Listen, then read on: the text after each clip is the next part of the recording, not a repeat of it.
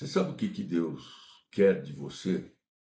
Ele quer humildade e não vaidade. Eu estou lendo o livro de Jeremias e o livro de Jeremias é um profeta Jeremias, eu já comentei com vocês aqui. Seu ministério durou cerca de 40 anos e foi sempre avisando que a nação iria sofrer coisas ruins da parte de Deus, porque eles haviam se desviado do caminho. E muito por parte desse desvio, foi devido àqueles profetas ruins, aqueles sacerdotes ruins que eram egoístas, né? Isso eu já comentei com vocês. Eu vou ler essa passagem aí, o capítulo inteiro, que são 5 versículos apenas, que trata de um homem chamado Baruque. Vamos ler então. Diz assim, ó. Esta é a palavra que o profeta Jeremias falou a Baruque, filho de Nerias, quando este escrevia num livro as palavras ditadas por Jeremias no 4º ano de Joaquim, filho de Josias, rei de Judá.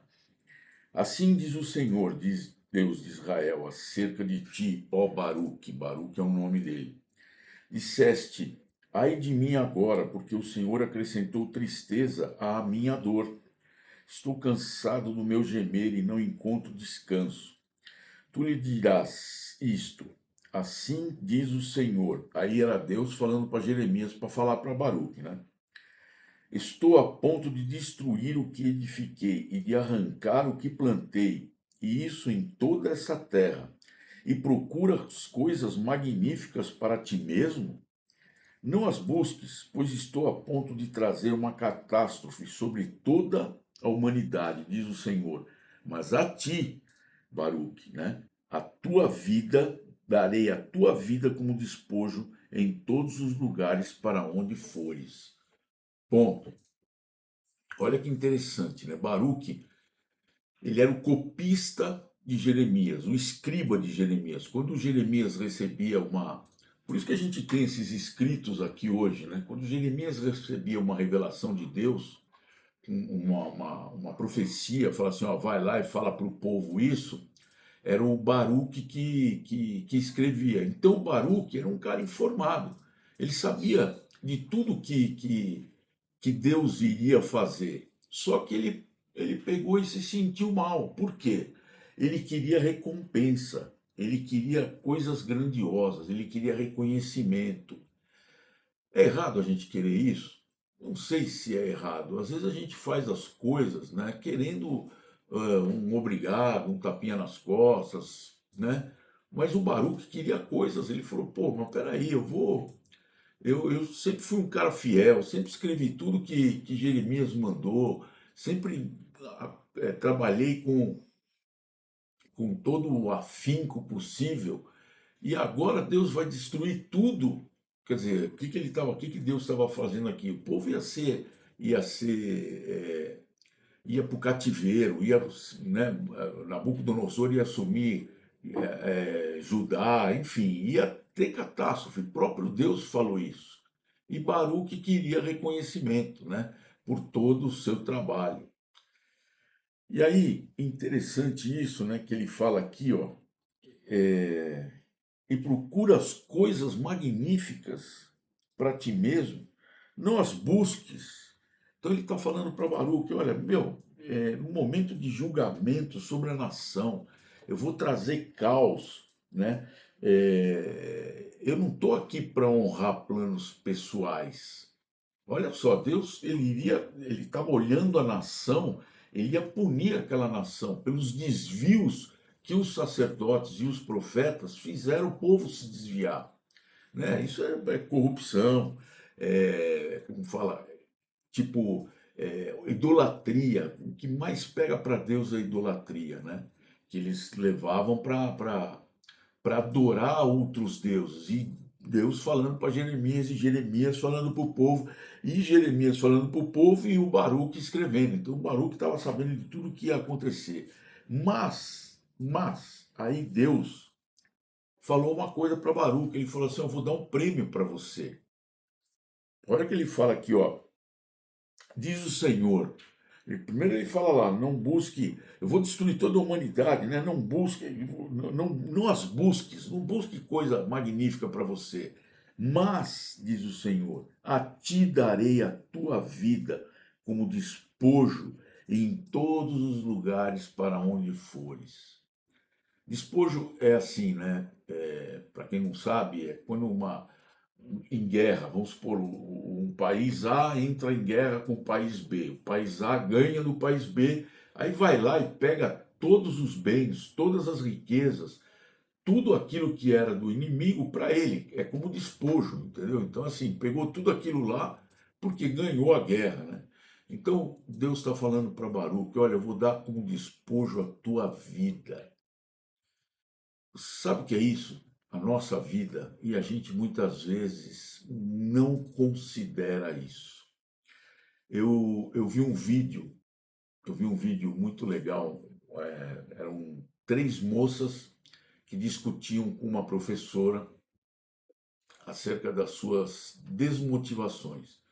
E elas diziam o seguinte, né? Em resumo era assim: nós não temos motivação nenhuma para eu acordar de manhã. Por quê? Porque eu vou acordar, vou pegar ônibus, vou trabalhar o dia inteiro, chego em casa, aí pego o ônibus de novo, condução, chego em casa cansada, durmo, não tenho vontade de fazer nada para ganhar uma mixaria que eu ganho, né? E todas elas falavam a mesma coisa. Eram totalmente desanimadas da vida, desacorçoadas da vida por conta desse tipo de coisa, dessa rotina. Então a professora falou o seguinte, né, ela deu uma sugestão: vamos criar uma situação hipotética aqui. Vamos imaginar que amanhã vocês vão ter 10 milhões na conta de cada uma de vocês. E aí? A motivação vai melhorar? Pô, aí cada uma falou: nossa, vai melhorar demais, porque eu vou fazer isso, eu vou fazer aquilo, eu vou comprar uma casa, vou comprar um carro, vou viajar, vou conhecer gente nova, vou fazer um monte de coisa e tal. E a professora só ouvindo, só ouvindo, só ouvindo.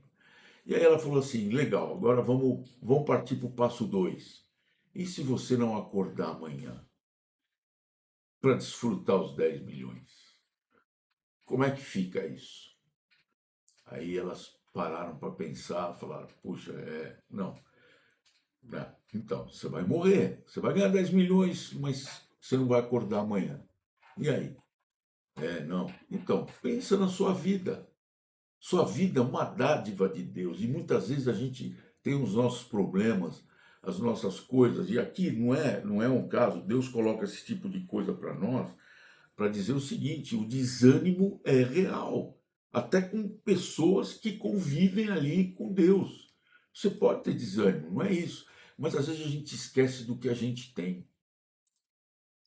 Uma vez eu comentei com vocês aqui no estudo que a maior declaração de adoração que eu vi na minha vida até hoje foi numa pessoa que trabalhou para mim, e ele falou uma vez assim para mim. Ele mexe com construção, ele é um empreiteiro, mas ele mal sabe escrever, escreve o nome dele e tal. E ele virou para mim e falou assim: olha, seu Marcelo, já viu a grandeza de Deus construir esse céu que não tem nenhum pilar, né? Quer dizer, o mundo dele é construção, né? Então você vai fazer uma laje, você tem que ter um pilar para sustentar essa laje. E ele falou assim: olha a grandeza de Deus, construiu tudo isso daqui, não tem nenhum pilar para segurar isso. Eu estou comentando isso pelo seguinte, porque hoje é um domingo, e eu falei com ele me ligou, a gente se conversou por mensagem, a gente virou amigo. Ele não trabalha mais, ele já está com uma certa idade e tal, e hoje ele falou o seguinte para mim, mais uma declaração assim que me deu vontade de chorar, porque eu já estava para fazer esse estudo, já ia fazer esse estudo. E ele falou assim para mim: seu Marcelo, aqui por aqui as coisas tão indo, né? Porque a gente só está esperando a nossa hora chegar. Mas, olha aí, mas só o fato de poder estar andando sobre essa terra aqui, estar vivo, já é uma grande coisa para mim.